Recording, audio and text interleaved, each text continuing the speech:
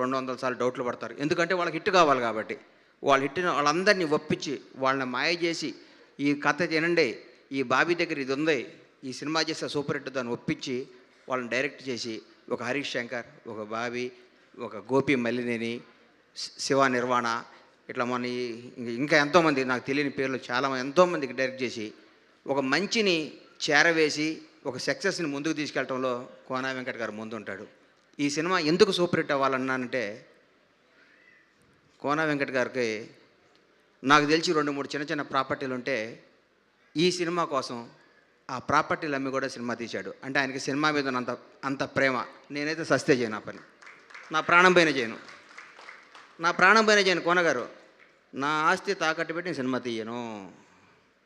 మీరు చేస్తున్నారంటే మీకు సినిమా మీద ఉన్న మక్కువకి నా హృదయపూర్వక ధన్యవాదాలు సార్. మీరు సినిమాని ఎంత ప్రేమిస్తారో, ఈ సినిమా ముఖ్యంగా బ్యాండ్ మేళం